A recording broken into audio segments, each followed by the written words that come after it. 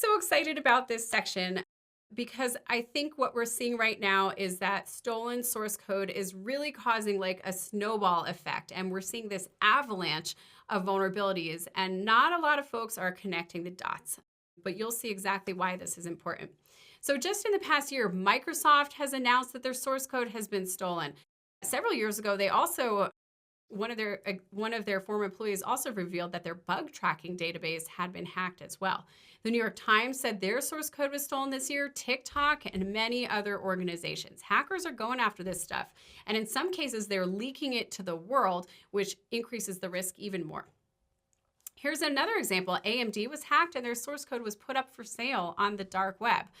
Something we've been talking about with clients in our monthly threat briefings this week.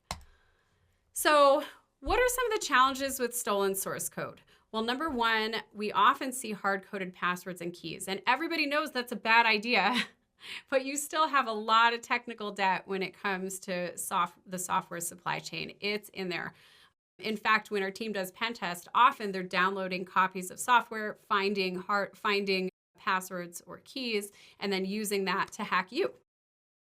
We also see vulnerabilities, and there's also a risk of poison software. Once the criminals have the source code, they can circulate a version of that software that may have a backdoor or malware embedded in this.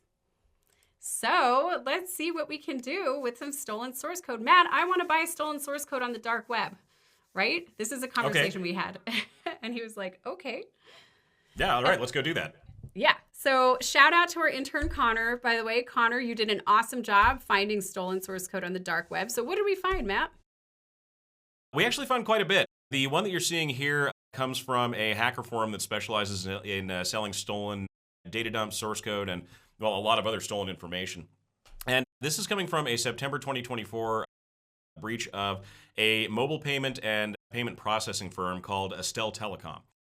And they let us unlock this for 1 credit, which in reality was about $22 worth of Bitcoin. So not a huge barrier to entry for us if we actually want to break into the system.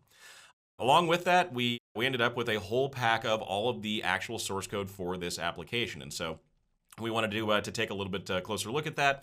Now that we have all this together, all we have to do is put it up into Mega so we can pass this around and get it off to our research team. And we are kind of off to the races at this point.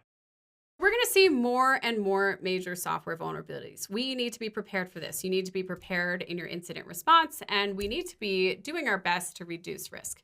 The reason this is happening is because source code is stolen, bug tracking databases are stolen, criminals want to know about the vulnerabilities that have been reported. And nowadays, they have tools that will very quickly find vulnerabilities in code when it comes out. Hopefully, defenders will get just as good at using these tools, but in the meantime, it's an arms race, and in a lot of cases, the hackers are winning, or at least they're making a lot of progress. Thank you so much, everyone. Again, this is Sherry Davidoff, CEO of LMG Security. And I'm Matt Duran, Director of Training and Research for LMG Security. If you have any questions, please feel free to reach out at any time. We would love to hear from you. You can reach us at info@lmgsecurity.com, find us on LinkedIn, or follow us on Twitter. Thanks again for joining, and we'll see you next time.